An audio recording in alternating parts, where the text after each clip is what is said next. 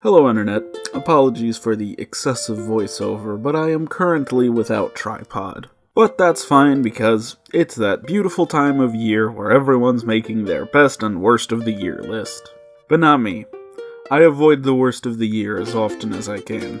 And boy, 2017 had a lot. There were so many pointless movies this year, shit like Jigsaw and Rings didn't even make the list. So here's my list of the top 10 most pointless movies I didn't even bother watching of 2017. Again, I want to reiterate, these aren't necessarily the worst movies of the year. I can't say that. I never saw them. What I am saying is these movies have the least potential to be good because they are all terrible, money-grubbing bullshit. I also want to add, popularity plays a part. Last year I overlooked a Cabin Fever remake because did anyone even know there was a Cabin Fever remake last year? My point is, don't expect Surf's Up Surf-A-Mania to be on this list. Let's get started. Number 10. Jumanji, Welcome to the Jungle. Was there any demand at all for this movie? Sure, we all have a little nostalgia for Jumanji, but can we also agree it's not that great? It's okay, I guess. Nothing that demanded a 22 years later sequel.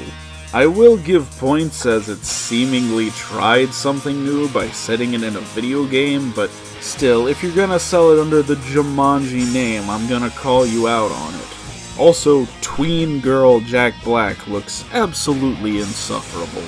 I can't even with this place. Yeah, well, I can't even stand to watch this for another second. Moving on. Number 9. Beauty and the Beast. Tale as old as 1991.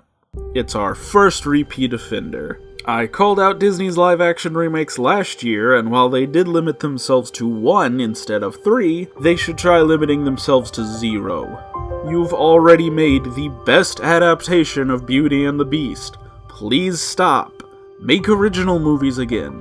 They don't even have to be good, just try something. A lot of people boycotted this movie because it had Disney's first openly gay character. Insert cheap shot at effeminate Disney character here. See how I do it. You people need to grow up and start boycotting this movie for a real reason. Because it's a rehashed piece of shit. Number 8. Despicable Me 3. Oh, what? Illumination, my most hated animation studio, is another repeat offender? I am aghast. Yeah, I thought Despicable Me 1 and 2 were absolutely mediocre, far from deserving a spot on a list like this. But at this point, we all know why this franchise continues. Minions. And now a complete sidebar. Minions are easily the worst thing to come out of any movie this century. They are there for the easiest, laziest, most cynical, and unfunny jokes ever conceived. And stupid people eat that shit up. It honestly really bothers me that something can achieve this level of success without even trying the slightest bit. There are words in our society that I think start to lose all meaning due to their overuse, and describing something as cancer is definitely one. I honestly think we should reserve cancer for 2 things. Literal, actual cancer, and minions. Minions are cancer. Anyways, even Trey Parker couldn't save Despicable Me 3, moving on. Number 7, Pirates of the Caribbean 5. Ooh, 2 in a row, Disney. Don't worry, this will be your last. I feel like it was naive of me to believe Pirates was only going to be a trilogy back when At World's End came out. You know, where it should have ended. Not that 2 and 3 were all that good, but they're forgivable in context. But by now, Disney should realize this is a dead franchise, and dead franchises tell no tales. Ah, you get it? 'Cause that was the movie's subtitle. Yeah, they've even given up on the subtitles. Number 6. Chips. There he is! You guys remember Chips? No, of course not. Nobody remembers Chips. But we're gonna do a comedic version of it anyways because 21 Jump Street exists. Except 21 Jump Street was made by one of the most talented pairs of writers in Hollywood, while Chips was written by Dax Shepard. Seriously, when even Baywatch has more of an excuse to exist than you do, you did something wrong. Number 5, Boo 2, A Madea Halloween. I haven't seen many Madea movies, but of the ones I've seen, Boo A Madea Halloween is by far the worst. It is shocking how awful it is. You really have to see it to understand, but don't see it, it's really bad. So of all the movies to decide to make a direct sequel to, it was that one? What? Honestly, I'd probably never put a Madea movie on my most pointless movies of the year list if you hadn't been so lazy as to do the same movie 2 years in a row. Are you that starved for ideas for this franchise? Move on to Madea Joins the Mafia, or Madea the Time Traveler. The possibilities are endless when you're at this level of not giving a shit. Just don't rehash the same thing and we'll be fine. Number 4, Flatliners. You remember Flatliners? No? No one remembers Flatliners either.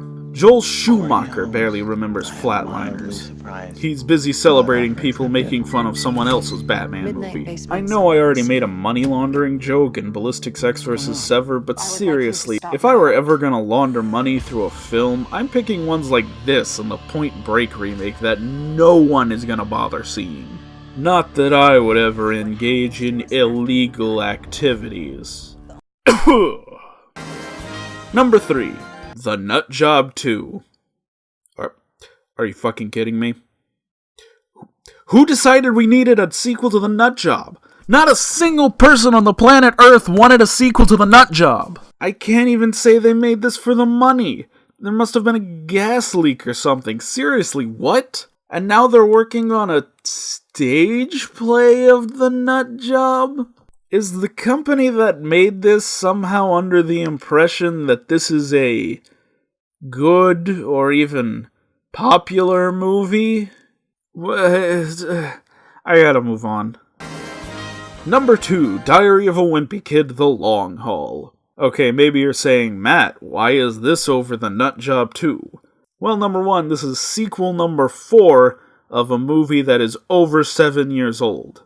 Seriously, these books were popular when I was in elementary school. I doubt immensely anyone who cared about this franchise is still interested in movie number 4. And 2, Diary of a Wimpy Kid is one of my most hated movies.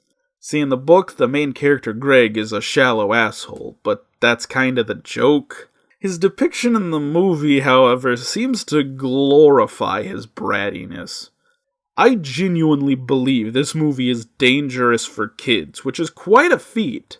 So, excuse me if I don't celebrate the decision to continue that series. And now in a year so full of pointless movies I didn't even mention 50 Shades Darker, here's my dishonorable mentions. Smurfs The Lost Village.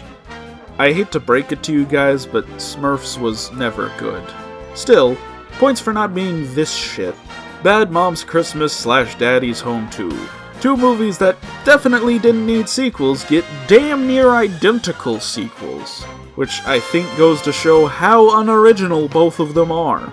Geostorm. Governor, the city's in flames. The National Guard's powerless to deal with the situation. The dam is threatening to burst. The airport has been seized by terrorists, and the nuclear power plant's about to blow in its second. Governor, what are we going to do? Every 90s disaster movie sucked. So why not make a movie that's every 90s disaster movie put together? Transformers 5 and Fate of the Furious. Honestly, these are franchises I've just come to accept. Sure, they probably were terrible, but getting mad at the fact that they made another Fast and the Furious is like getting mad at Minions memes for not being funny. It's gonna keep happening, just live with it. Cars 3. This might actually deserve to be on the list, except I actually did see this. So for the sake of not being a hypocrite, I've left it off the list. And the number 1 most pointless movie of 2017 is Trainspotting 2. I mean, Trainspotting was such a 90s movie that the point of bringing it back 20 years later— I'm joking, it's the Emoji Movie. It was never not going to be the Emoji Movie. They made a fucking Emoji Movie! This is probably a contender for the top 10 most pointless movies ever in existence. And you know something? Part of me believes they didn't even do this genuinely.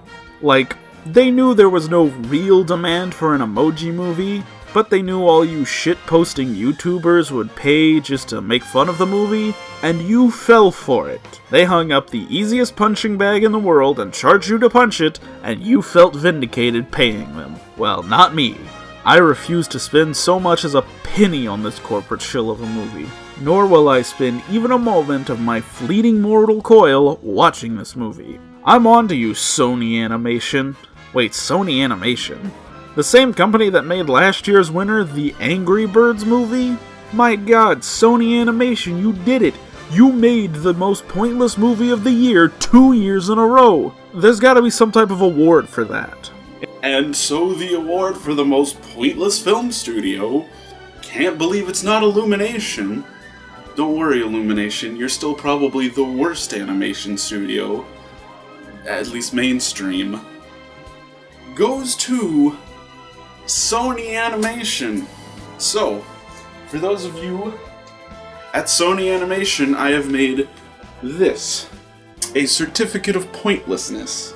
Anyone from Sony Animation, anyone who worked on either the Angry Birds movie or the Emoji movie, can get in contact with me, either in the comments or on my Twitter, @Mets_username, and I will send you your certificate of pointlessness. Any of you, all of you. And I mean, like, writers, directors, producers, animators, storyboard artists, all the way down to, like, TJ Miller. I would send this to you, TJ Miller. Anyways, did you see any of these movies? Were they as bad as I think they were, or am I way off? What do you think should have been on the list that wasn't? Let me know, and I'll see you all in 2018, when they probably won't be able to make something worse than the Emoji movie.